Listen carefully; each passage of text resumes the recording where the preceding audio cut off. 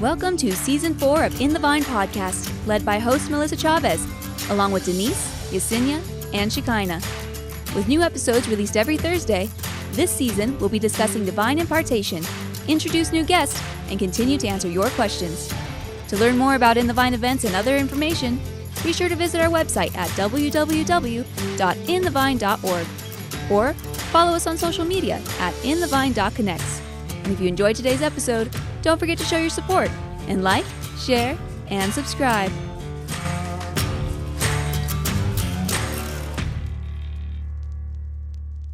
Hi everyone, and welcome to episode 2 of season 4. We're coming back to the topic of impartation. And so today, however, before we get into that, I have to do our panel question. And so what is my panel question for this week? It is what is the worst purchase that you've made this year? Oof. Worst. I have a lot of them. Okay, I'll start with my worst experience, okay? So I ordered... She came ready. Purchase or experience? Why? They're different. Why? I just like doing this to you, okay? Just you're gonna learn the Melissa lingo. Okay, worst purchase, okay? It's just experience. All right, let me start over. She's loopy. Okay, we're going? Okay. All right, continuing on. So I ordered something from Amazon, okay? The purchase itself was good. I ordered 3 because Amazon kept delivering it to the wrong freaking address. And I don't know if you guys know this, but it's a little bit hard to get customer service. And so then I just kept telling them what was happening. They wouldn't understand. So long story short, the problem got solved. But I have 3 of them now. But they're great. They worked out really well. So there's my story. What about you? But that's your worst experience or worst purchase? All right. I guess I didn't count. What's so bad about that? You got 3 and you only paid She for was 1. so ready to share this story. Because I have to This reminds you, she just wants to be heard. She's having a Rosie moment. And I got makeup all over my shoulders. It had nothing to do with the topic at hand. Just It's let a me good story, live. though. Good story, Melissa. Good Yes. No, story. the bad part is that I have to return it because I have integrity. And Get a regift. And you know it's the same thing she's wearing. Just know why. I'm just writing notes. I'm just all right. Noted, Melissa. yeah.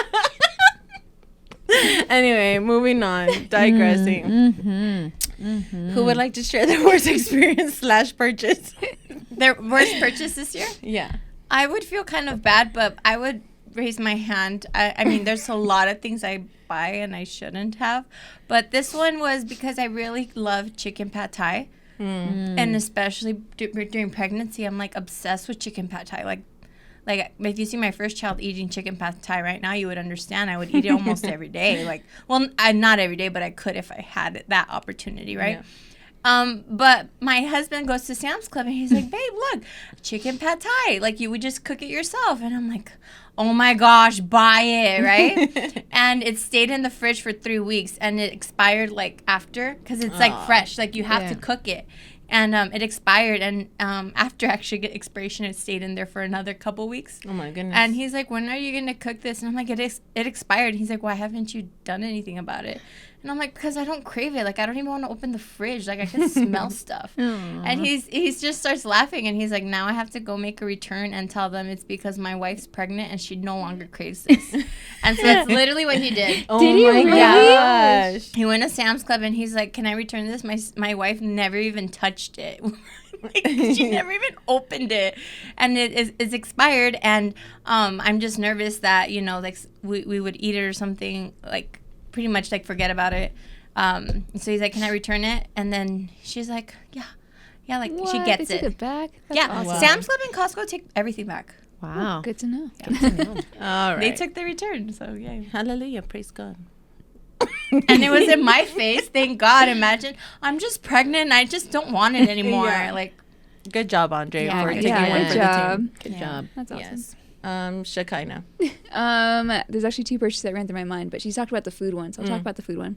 I downloaded a healthy recipe book, or it was titled a healthy recipe book, and in one of the recipes was like fish tacos, and I was like, oh, I love fish tacos, and it was tilapia, so I bought tilapia. I ate the tilapia. I got like just my back started tightening up. I got like bloated.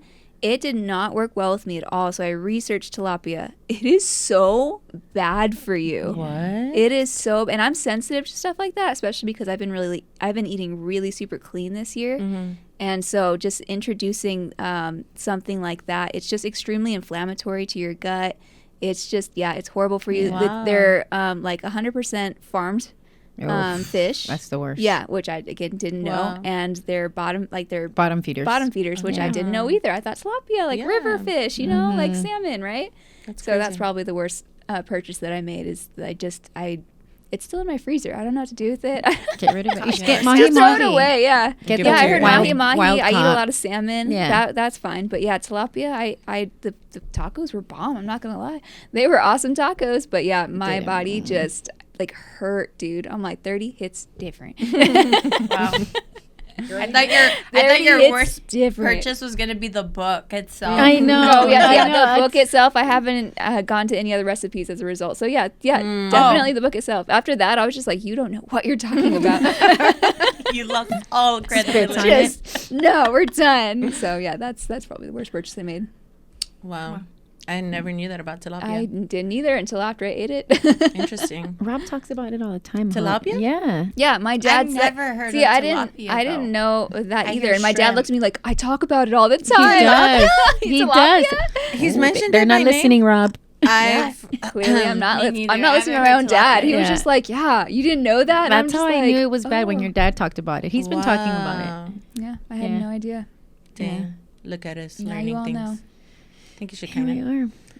Denise. I can't think of one. All her purchases are good. They're all She amazing. reads reviews. Have She you had a bad researches. experience at a shopping mart? No, I can't think of one. I'm sorry. Denise, okay, how about I talk for you? That's fine. Go ahead. Go. Take Remember- my turn. Take my turn. Now, remember when you were like every time you were visiting like a restaurant or something crazy would happen? Oh yeah, that was really. See, you have really good memory. You're welcome. Nutshell, I had prayed for a certain thing, and it manifested. It happened. Okay. Okay, what? No, okay. So Cinderella saying I got a prince, but I don't want to tell you about it. Okay. there was just a season where I was praying. I was like, God, I want to see manifestations happen before my eyes. And so we had gone to 7-Eleven, and literally this was on 7-Eleven because they were giving out free Slurpees, and the lady behind the counter was manifesting. She was cursing. This is like an employee, a worker. She was cursing everybody out. Mind you, I'm with my 3 little girls, cursing everybody out, upset because it's 7-Eleven. People don't respect it. People don't understand that they're free. You can only get one. People were like doing the most. So she was upset. We understood. And my poor girls were like trying to buy ice cream, like all afraid, like what is happening? My husband looks at me. I look at him. I'm like, I'm not sure. We go outside. We're sitting down because my husband wanted to go get tacos at there's a lunch truck that's really good. And as we're sitting down, there's this lady that walks out and she starts yelling at her little grandbaby that's like 3 years old, like cursing at her. And then Emma was like, Mom, can we just like go home? Like it was a lot happening. And so then the next day we go to another taco truck, and same thing. It was very chaotic. Like I guess somebody was gonna like come and like take their money, and so they were scrambling. They were running, and so we're like, okay, whatever. So we're like, let's go to a coffee shop. We go to the coffee shop, and then the lady there starts yelling at us to get out. Like this is like, and so my husband's like, I've never been kicked out of a coffee shop. He's like, what's going on? I was like, you know what? The other day I prayed for manifestations to happen. And he looks at me and he's like, and you didn't think about telling me? I was like, well, no, like I didn't really think it was going to happen. He's like, so you prayed but didn't believe it was going to happen. And so... yeah, and so we just ended up, I think that was like a third one, but I can't remember the third one right now. But literally it was one after the other. And I had shared it with my friend. They were like, okay, we have to like try it out. Like go to another store and see if it happens. And so That's a bad experience. That was fun. We actually just talked about that, of how we would pray for something and intercede for something, but then when God gives it to us, we're like, well, now what? So you have to be specific. What kind of Yeah. manifestations? Demonic ones? yeah. Or Yeah. That's true. Yeah. That's true. So it was intense. But Like plankton. Your whole I never family thought got I'd get this far. yeah, my whole family, my poor kids. Never thought I'd make it this far. Yeah, but here we are. Here we are. So, all right. Thanks for sharing, ladies. Appreciate it. Next question is the dating question. So I presented a question to these girls and they didn't understand it. So I think I'm the problem, but I'm going to let the listener decide. Okay. We're going to even put up a poll after this. Okay. So I don't even want to ask it anymore. Okay. Just but I'm do going to. it. Do it. Their ex is blocked. Is that a red flag? Okay, and so what I mean by that, right, is the ex that's blocked the red flag, or the ex that's not blocked the red flag?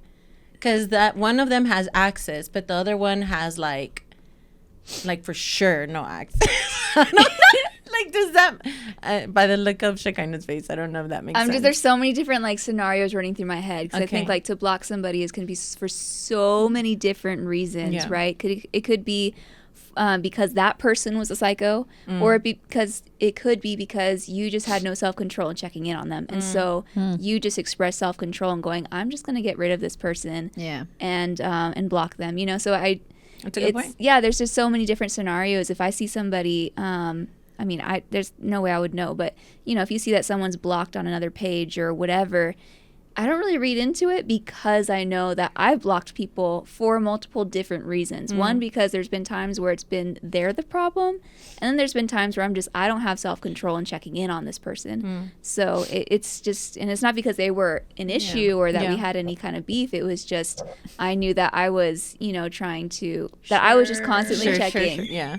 Like I was constantly curious, like, who are they with? What are they doing? What are they, there's just constant curiosity. Yeah. And that's how you get blocked. Yeah, that's how you get blocked. No, but like it was just curiosity, if it was like an old crush, or if it was like an old friend that I did maybe have a falling out with, but it had, it doesn't mean they're a bad person. It's just there's this constant curiosity of who they hanging out with, what are they doing, and I've had to just express self-control and go, you know what, I'm just going to remove them from my feed. That's just healthier, So I just, when you ask that question, that's why I'm just like, there's so many different things. And I think if you read into it, you're kind of stepping into a really dangerous place of presuming something that might not be the case. It's wisdom. Something with me is I've blocked all my exes, but obviously if you go check, you can't, because you blocked them, so you have no access to them. So I don't know if I'm blocked. So if I'm the red flag, I don't know. I love her honesty. Yeah. First of all, you guys should hear some of the conversations Yesi and I have. Like, they're just outlandish. We think Actually, a you little shouldn't. too much Yeah, alike. it's a little bit. Yeah, Denise. Hello. Hi. What do you think? I'm all here for it. Okay, I'm the Shekinah said it could be either or. It just depends on the scenario. But who's the red flag? I know that was my question. Is like, who becomes a red flag? What do you mean? Well, because we were talking about like, okay, Shekinah was like, okay, well, if you do the blocking, then you're not the red flag, right? Okay. I'm following. So I'm not the red flag if I do the blocking. But then if I get blocked, I'm the red flag. But the person who blocked Oh my God. They're not the red not the flag. red flag. So it's like kind of biased. It's, you know what I mean? So it's kind of, it's weird. Yeah, it really just comes down to what Shekinah said. Like, Yeah. you really can't presume. There's zero way of knowing. There's no for formula sure. for There's no this. formula Yeah. for this. There's so many different reasons. So Yeah. if you're this is what you're looking at, this is what you're concerned about, you're just putting a lot of anxiety on yourself for no reason. That's Okay, concern. Raw red flags. Honestly, there's one way or another. The reason why I asked is because it doesn't matter. No, I'm kidding. No, because I was having a conversation with somebody, and then they told me that they were like friends with their ex, and then all of a sudden he blocked her, and then his fiance also blocked my friend.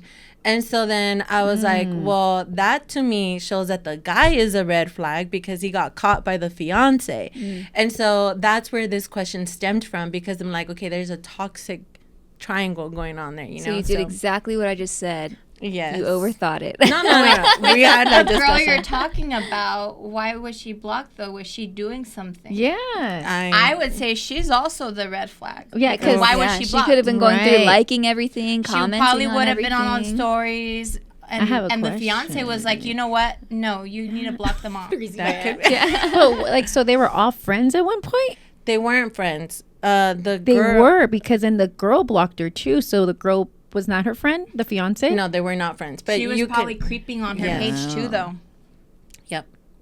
Things like that happen. Because things like that happen. Shakay was just sharing, like, you know, you sometimes just want to check, you know. Girl, if you're listening to this, I don't think you're a red flag. You're my friend. You're a beige flag. Yeah, you're a beige flag. You're Mexican too, so you're a green flag. Anyway. It goes back to because a guy and girl can't be friends. So They maybe the fiance was like, you know what? Because Mike, before him and I got married, he had a best friend that was a girl. Oh. And I had a best friend that was a guy. Didn't work out because he ended up liking me, whatever, whatnot. Right. So he ended up blocking her, right? Once we or unfriending her, whatever. So like As he should. As he should. But so then that goes back to like the fiance lady. Yeah. Right? So she was just protecting her territory. Yeah, no, I agree with that. I agree. I agree. I would expect the same kind of behavior from myself. All right. I'm so confused.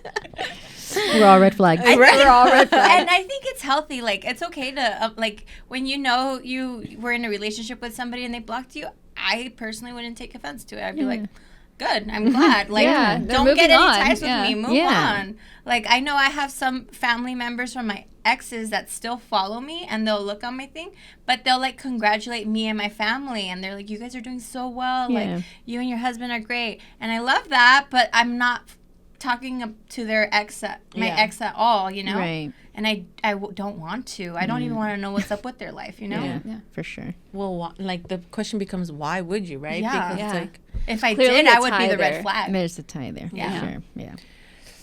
okay, Well, it was fun. that was fun. Thank you, ladies. I hope it wasn't so confusing. I hope it was because let Can us you know what you guys follow? think. Yeah. We should have a diagram on the bottom to follow on the flags. I think we need to normalize blocking, though. Ooh. Yeah. Healthy. It's a We healthy do. boundary. Right. It's like normalizing When saying you're moving no. on, you're just moving on. Yeah. It- so- you don't need that reminder. Yeah, so we labeled the question though as if blocking is toxic when we could have labeled the question as maybe the blocking is healthy. Yeah. You see what I'm saying? Perspective. Yes, perspective.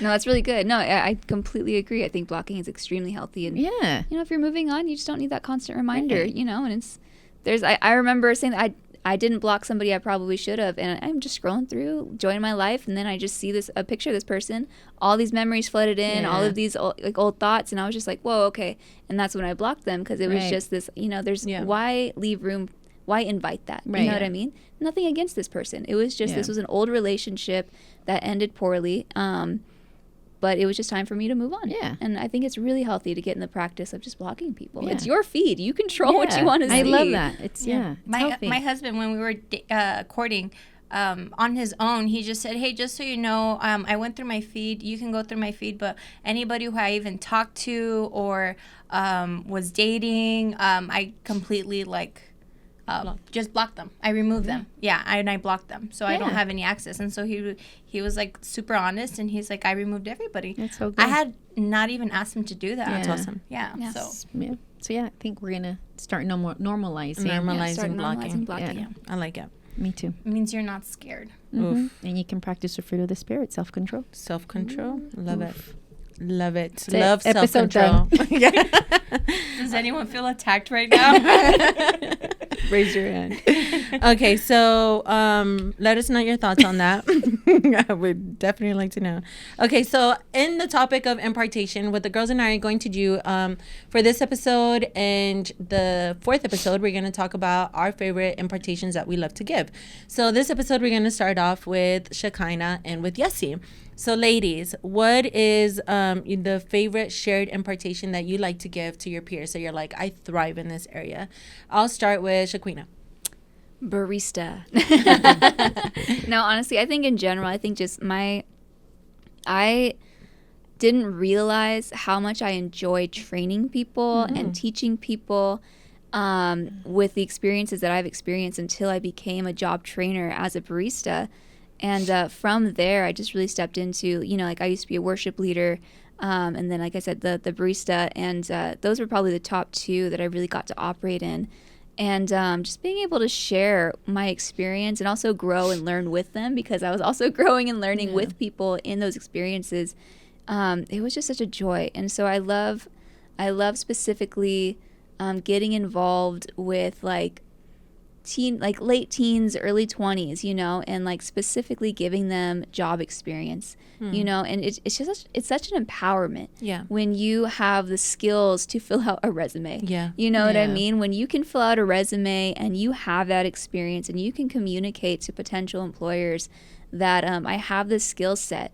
It's just, there's like an empowerment behind it. I remember my first resume, there's nothing, you know what I mean? Like there was nothing on there. And then as I started getting experience and I started being able to put those, you know, those skill sets in there and rewrite it and rechange it and, you know, all of that, I was able to hand it in with confidence. Like this is a quick profile of who I am essentially. And so ultimately job training, job experience, getting people out there, out of their comfort zones and putting them in a place that they can really thrive in and find what they're joyful about. That just brings me so much joy. And like even as a singer, I used to work with a lot of teenage singers, you know, and seeing them, their voices develop and change and them starting to understand the music and just even like way outdo me vocally was just like, oh my gosh, it made me so happy. And I was like, please, by all means, take the lead. You know what I mean? I love getting people to that place where they're willing to step above their teachers, if that makes sense. And so even like the barista thing, I remember some of our students would start doing latte art, and they were amazing, and they're way better than I could ever do. And it just made me so happy because I got to see them excel in something that they just found joy in. And now they could take that into not just other coffee shops, but into other experiences and other jobs. And I don't know, it was just such that's a joy for me, getting to learn something for myself first, because I definitely had no idea what I was doing musically. But when I was a worship leader, I had to learn, and I had to learn on the go. Same thing with being a barista. I had no idea how to run a restaurant. I had no idea how to do any of that. I did a ton of research, but then I was able to impart that into a younger generation. And it's just been a joy for me. And so I love being able to, I love learning things, but more than that, not just for the sake of learning it, I love being able to share what I learned. That's good. It's a joy for me. I love just being in that teacher position, if that makes sense. Yeah. I love that. And I know that I've definitely seen the fruit in I say kids, but they weren't kids, that were trained under you and that came out of that, and maybe not necessarily only under you, but as a fruit of that. And it's just like, it's true. It just gives kids like a confidence that they didn't think that they could possess. And so to me, it's just like, it's amazing. And it already puts them leaps and bounds above like the rest of their generation, because most kids aren't gaining those skills, you know? It was just such an honor to, by the time, because they were mostly in high school when we were training them. And so by the time they were going into college, they're already getting management positions in their colleges. And that was just such a blessing to hear. And it was just all the way around that experience. Volunteer. And they loved it so much. And that was also a blessing to know that they loved being in that environment so much that they still would come back during their seasonal breaks at college or from their other jobs and still come back on their off hours and just help us out because they loved it that much. And it's just like, and sacrificially, because they had to pour in and pour out in those positions. So. Good job. I was not easy on them, that's for sure. But no, genuinely, that just brought so much. I miss it. You asked me the other day, do you miss it? And I was like, I miss it so much. I know. I was shocked. I was like, what? Much. I know. It's a tough job, but honestly, just I love that environment. And I love being able to share what I've learned, you know, and I had to learn a lot for that job. So that just gave me that it was an awesome cycle. You know, I learned, I'd share, and it was just, it helped me operate in that genuine passion that I have. Yeah. I love that, you know, because I think a lot of people, especially out in the world, they get a little bit like bitter or resentful when they've had to learn things the wrong way or the hard way, and they have to give it out like in a sense for free, right?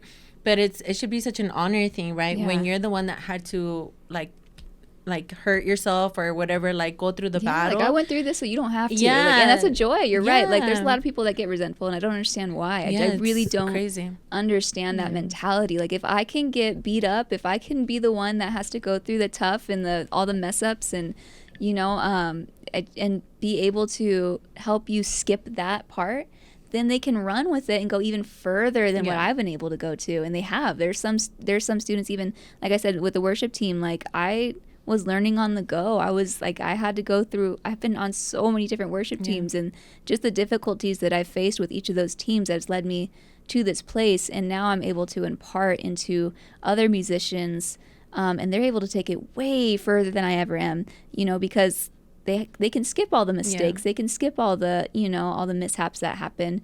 And it really is. It's an honor. It really is an honor for me to just watch people just like take what I'm able to give them and just make it even better. Yeah. I love it. I love it. Love it. That's awesome. That goes back to, I think in the first episode you said impartation is the opposite of being a gatekeeper. Yeah. Put that on a shirt. Let's bring that back. I'm going to do it and give it to Denise. Go for it. Yesi, tell us. Mine, I would say, would be when you're having a conversation, whether it's with a stranger, whether somebody that you know and you're close with, putting yourself, your thoughts, everything that's going around you or in your mind to the side, and really just focusing on them, and then having them speak and just keep sharing. And, you know, if they keep opening up, just allow them to do that. Or even just putting the attention on them, complimenting them, or bringing something out and saying like, your eyes look so great, or, you know, just bringing something up, because you never know. Sometimes that leads for them to open up and keep speaking to you. The only reason I say that is because there's a lot more to conversations with people when you see them the way that Jesus sees people. Because there's a lot of times that even I go to the store, and my husband, thankfully, he's the one that will greet people at the checkout. And let's say the girl's name is Yvette. He's like, "Thank you so much, Yvette. Have a great day." And Yvette will go, "How do you know my name?" And then he's like, "It's on your name tag." And it's sad because it's not normal for you to address them like actual people. Like, we go about our days and we just have constant interactions with people, but we don't see them as people. So you put everything to the side to really see them the way that Jesus sees them. Yeah. And you're going to see a huge difference, and you're going to see them start opening up. And a crazy thing is, you know, we have 1,000 things in our minds, especially as women, right? We have like spaghetti brain, right? That's what they call it. Yeah. But when we have that conversation and you truly just stop and pause, you're going to see, wow, this person just shared to me like where they grew up, who they know, they just went through a bad divorce, they bought a house, they even tell you their mortgage payment. Like, that literally just happened to me. Just because I said, "Hey, how's it going?" And I was selling something on OfferUp to them. And it was literally just like a whole thing that this woman just hasn't vented yet. Yeah. And also just to be mindful that, you know, going around to parties and saying hi to every single person, yeah, it might be something that's tedious, but you putting yourself out there, you will be so surprised. Yeah. I recently went out to a baby shower for my husband's side of the family. And my husband's not really good with his family members. Like, I'll tell him, "Oh, your aunt so-and-so was sitting next to me." He's like, "Who's that again?" It's so bad. And then I'm like, you know, "She's your dad's cousin. She's from this side." I made a whole combo with this person. And it's really nice because my mother-in-law will tell me after, "I met with them this weekend, and they were just saying how Andre's wife is so beautiful and so sweet, and how she's so different, and they just love her.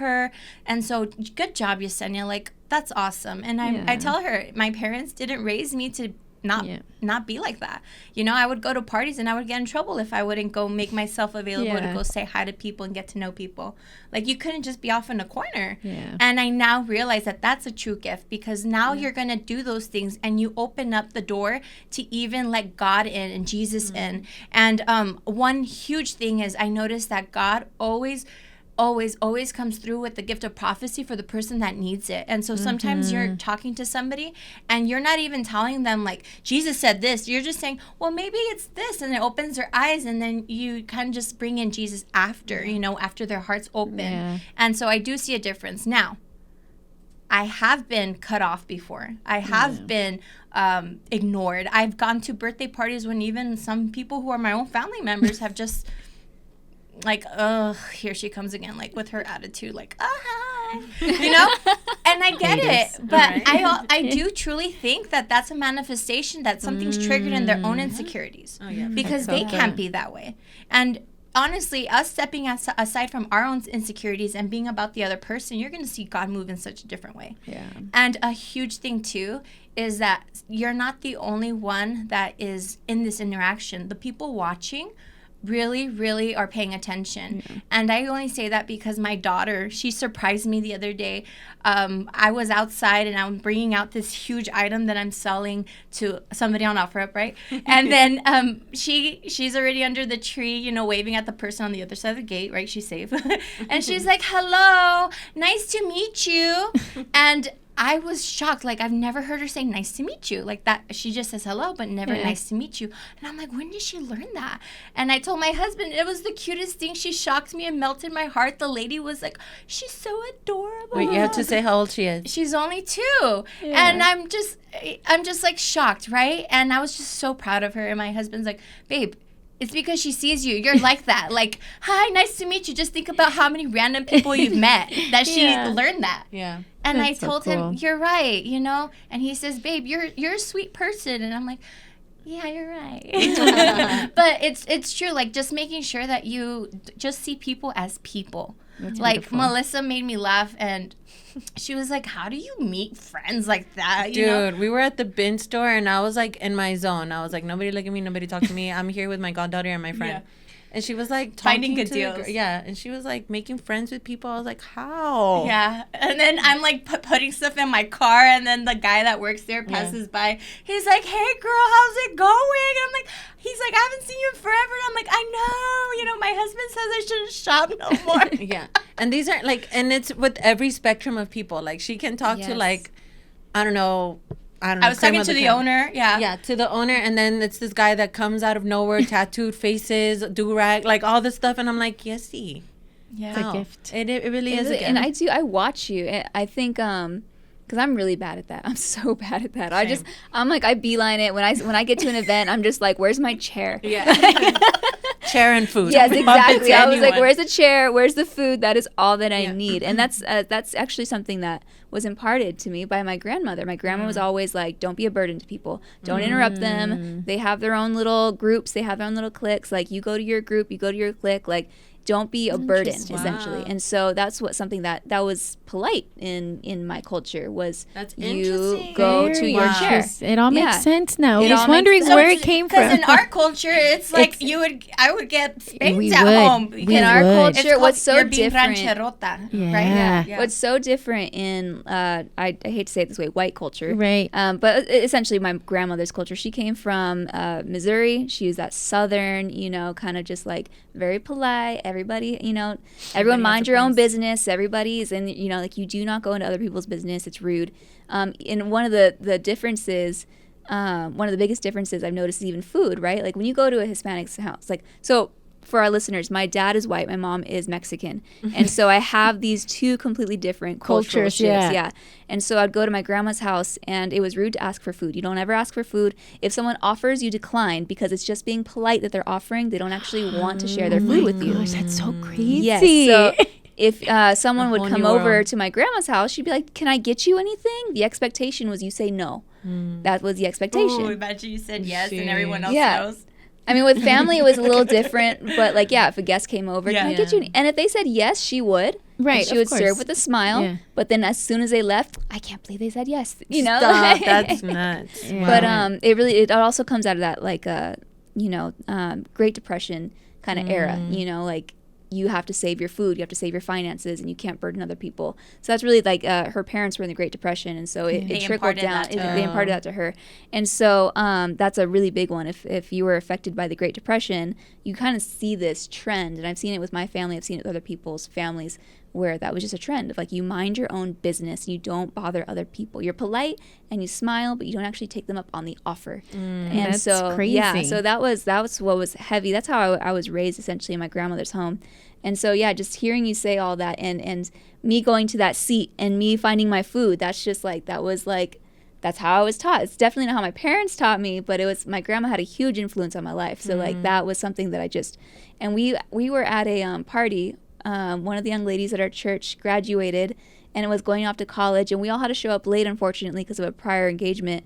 And so I got there. I didn't want to be a burden. I was like, the festivities are going on. Like, I'm not trying to interrupt. I'm just going to beeline it to my seat, get some food, and just like sit with my people, right? Yesi comes in and she says hello. She goes to every single person at that party, every single one.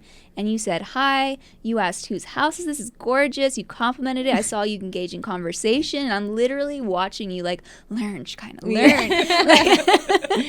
I really was. I was very intentional about watching you, watching how you did it, and go, okay, that's how I need to do it. I just need to go to people and say hello. It's like and it was so graceful. You just walked. It wasn't like this big show. You literally walked in.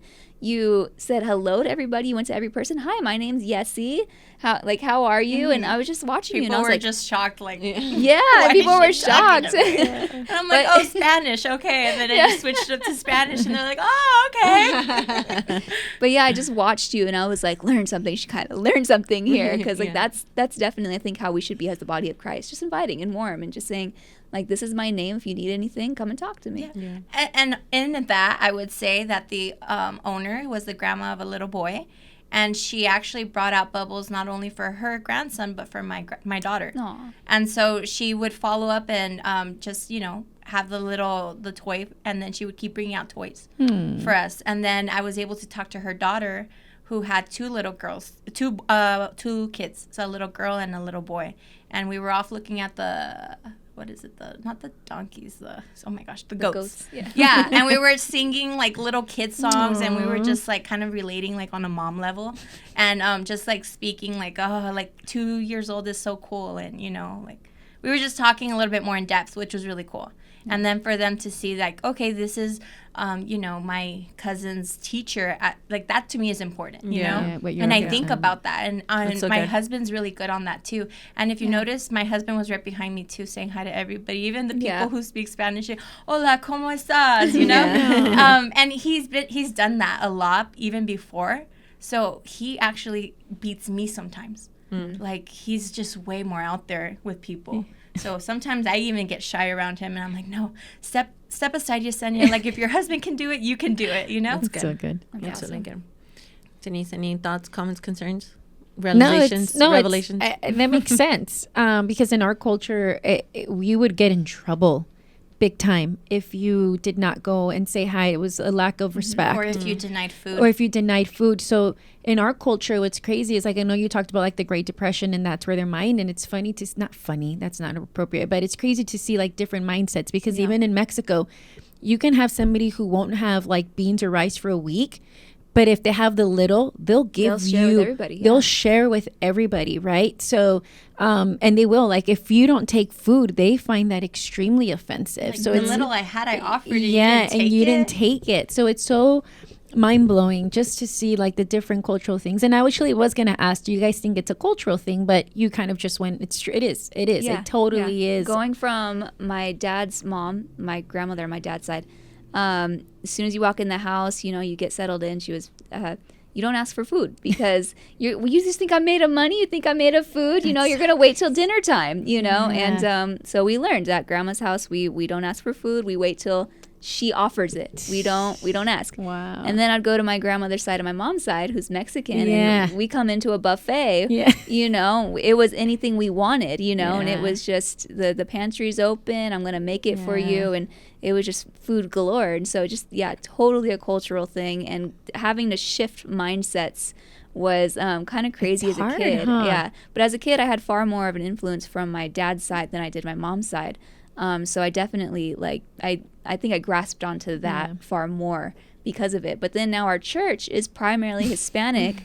And so I had to relearn all of these cultural differences. I was going to say, you're doing so much better, though. Shekinah, like the Shekinah from maybe 5 years ago, you're not that person. You all forced me, that's for sure. You all forced me. Now I come in Impartation. Impartation. Now I come in and I'm like, if I've been to your house at least twice, I know where the refrigerator is. I just start helping myself. And it's funny because when I was married, my husband, same thing, very white culture, you know? So when he saw me going into people's houses, I would just open the door. I'm here. Whoa. Dude. Whoa, that's a modern woman. And he would be like, you can't do that. You can't do that. You have to knock. You have to wait. And I'm like, oh, no, not here. You're fine. You're good. Yeah. You're good. Yeah. It's rude to make people get up for you. Like, just walk in. The door was open, Shekinah. There was a stick on the door. No, it's true. My husband's family, well, they're Armenian, and they're, not in a negative way, but it's a lot of status in that culture, right? And so I'm over here at the party, and everyone's sitting down, and, they're all, like, older, right? I think I was maybe one of the youngest ones that was family related. And I'm Mexican. I'm the only Mexican there, like, at all, And so the cultures really don't mix. Like, especially Armenians, they only stick with Armenians. So at first, they're already, like, judging you, right? Right. And so my mom has always told me, like, whatever you are, even if you're Mexican, like, my dad even says Mexican, like, you can do anything, okay? So, like, whatever anyone says, like, you go in there and you shine bright, right? Yeah. And so I believe that. And so I walk in there and I'm like, hi, you guys. And they're just, like, all quiet, kind of like, the people, because they're, again, I say hi to people that I don't know, but they're also about status. The people that know me already, they're just like, hi, honey. They're all over me. And I'm like, hi. And they're, just like, who's this weird girl talking to me? She's not even Armenian, Yeah. And I started bringing them pins because at the entrance of the baby shower, there's pins. And I'm so about, if you're going to be at a baby shower, you got to play every part. Because there's time and effort that goes into it. These ladies were all sitting without a pin, and I'm like, they're not playing. And then when they find out that they weren't playing, they're going to be so upset.